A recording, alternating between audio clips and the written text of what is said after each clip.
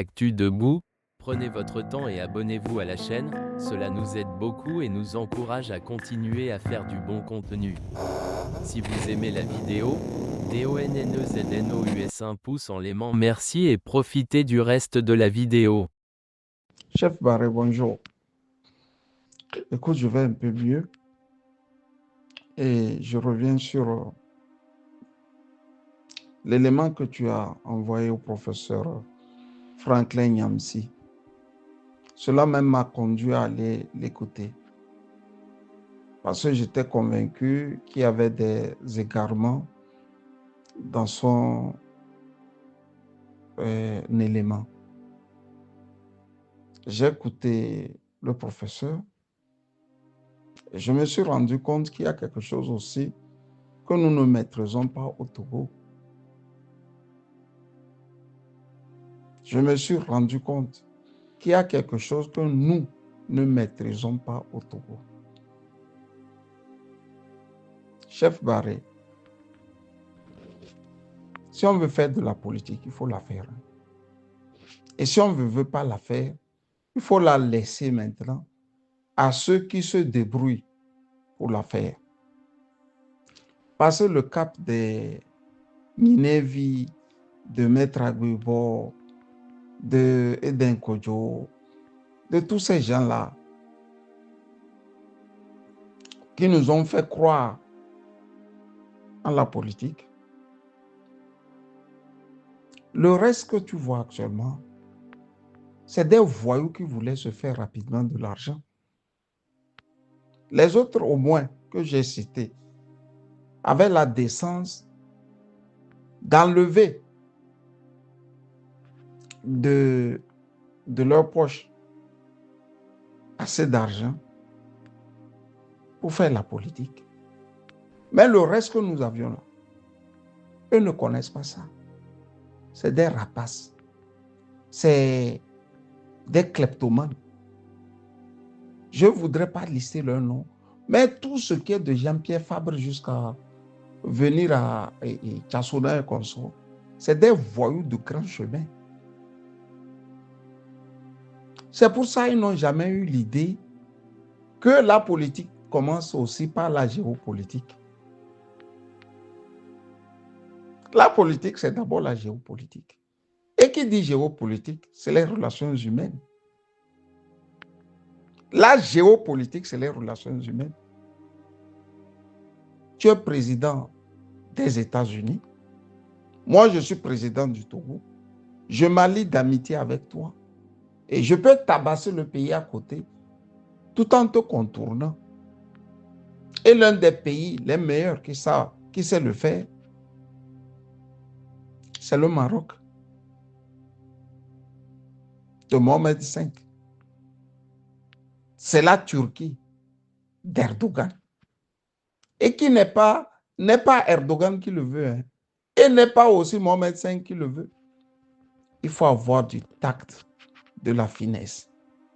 Quand cette affaire de panafricanisme a commencé, Joseph Takeli était sorti et il a fait un élément dans lequel il a dit « Voilà que Faure Gnassingbé est mieux conseillé que toute l'opposition réunie. » Chef Barré qui l'a écouté. Je suis sorti, j'ai dit « Prenez cette affaire-là au sérieux de panafricanisme. Prenez cette affaire au sérieux. Soyez les étendards du panafricanisme au Togo. » Ça intéressait qui? Au même moment, j'avais Feu Agbemé Kodjo sous la main. Quand je lui parle de panafricanisme, lui me parle des Français qui viendront l'installer au pouvoir.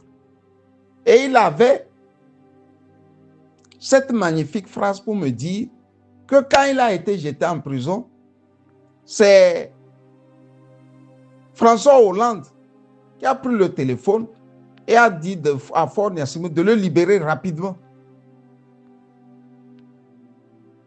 Et il a été libéré. Il était convaincu que tout commence par la France et finit par la France. Tu as affaire à des gens qui sont français dans l'âme. Les Gnassingbé sont plus en avance. Sinon, ils ont de l'avance que toute l'opposition réunie. Bon, comme il y avait du vide, ils se sont engouffrés. Et ils sont France-africains. Et panafricains en même temps. Je reprends. Les Gnassingbé sont France-africains et panafricains en même temps. Ils savent comment on fait pour rester au pouvoir éternellement. Barré.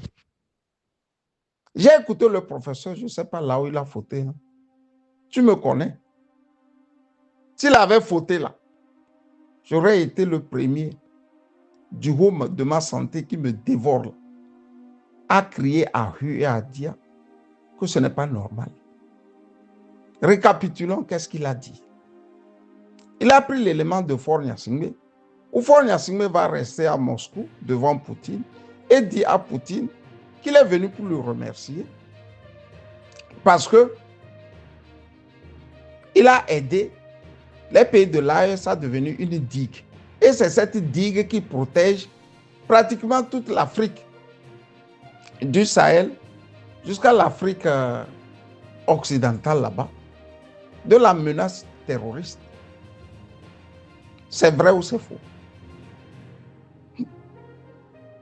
Non, c'est vrai ou c'est faux? C'est vrai.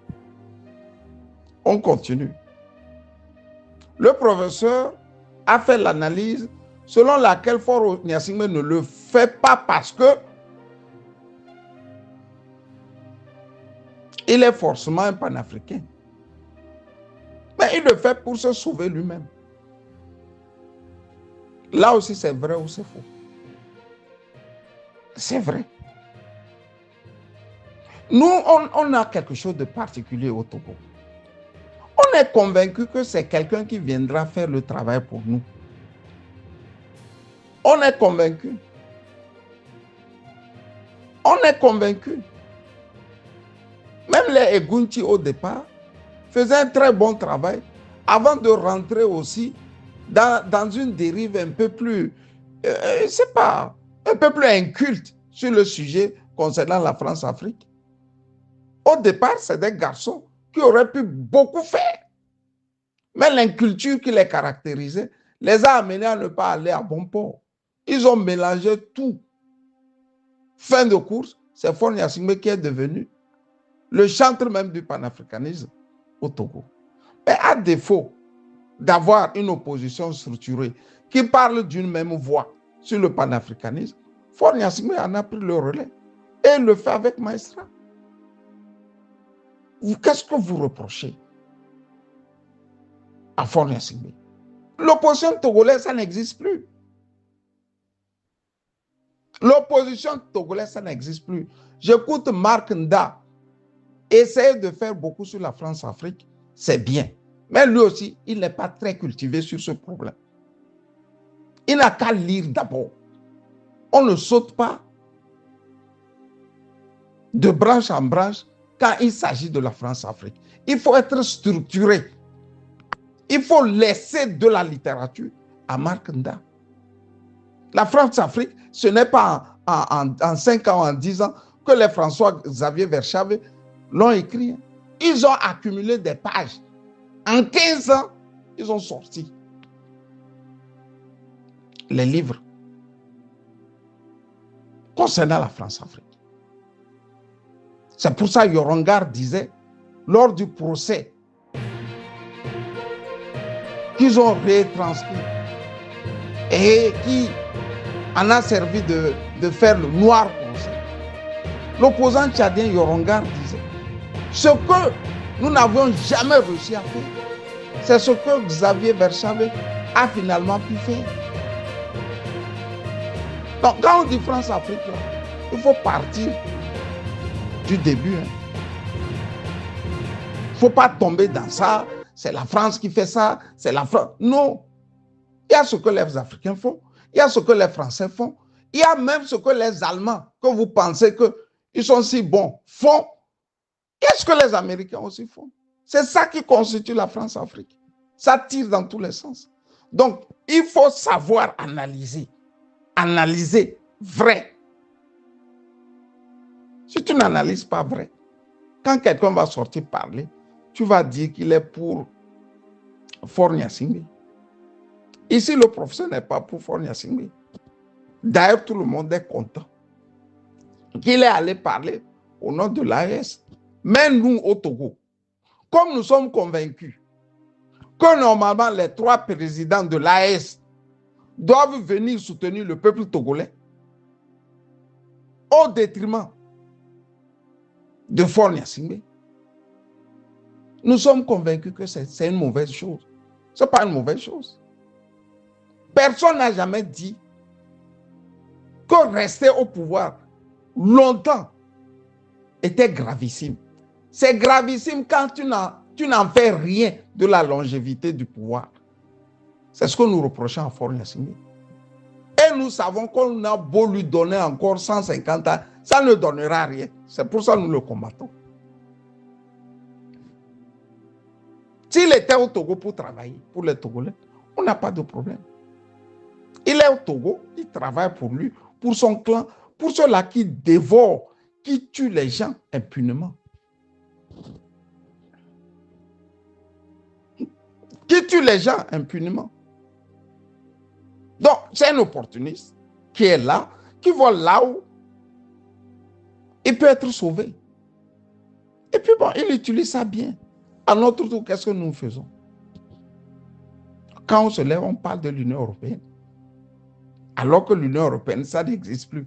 Combien de fois n'ai-je pas dit que l'Occident triomphant dans les années 89, après la chute du mur de Berlin, n'est plus le même Occident en 2025.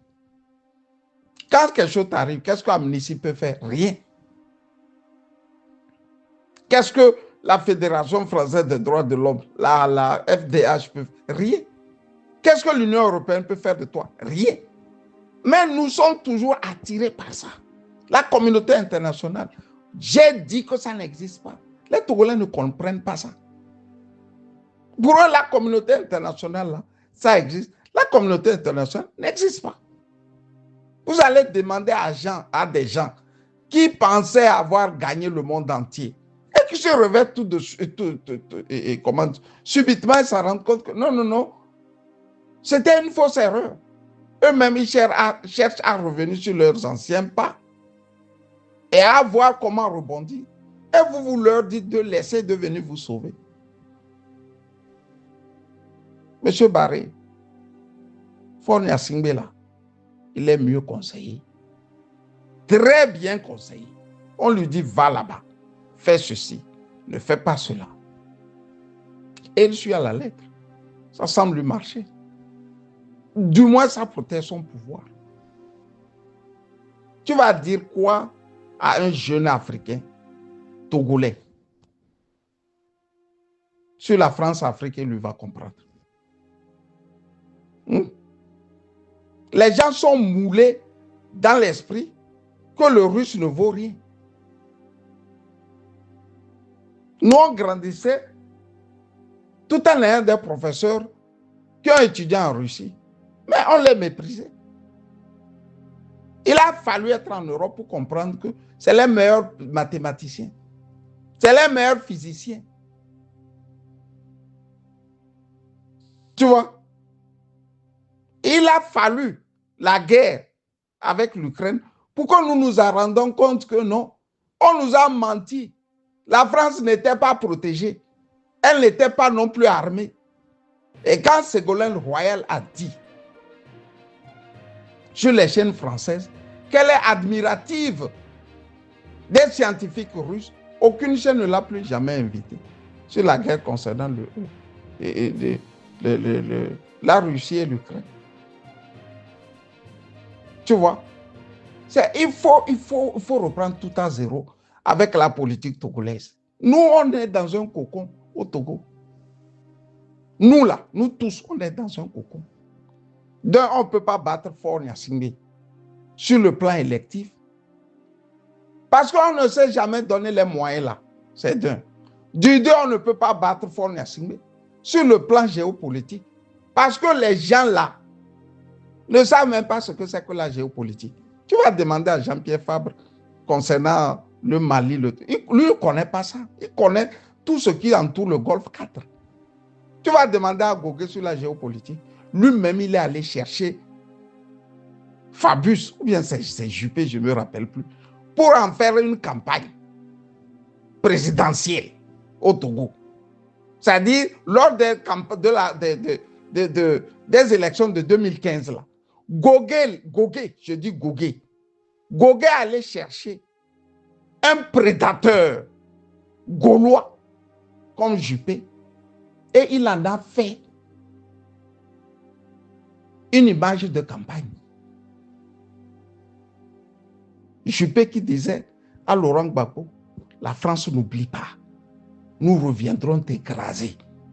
Voilà. Ou bien tu vas dire à ce paysan, ce villageois de Tchassona, c'est-à-dire ce commerçant, de te parler de géopolitique. Qu'est-ce qu'il connaît de ça, dans ça? C'est un voyou, lui, c'est l'argent, les femmes. Ou bien c'est Abbas Kaboua. Barré. Écoute, je ne me sens pas bien. Le professeur n'a rien fait de mal. Il a dit ce qu'il a vu. Il a dit ce qu'il a vu. Bonne journée de lundi à toi.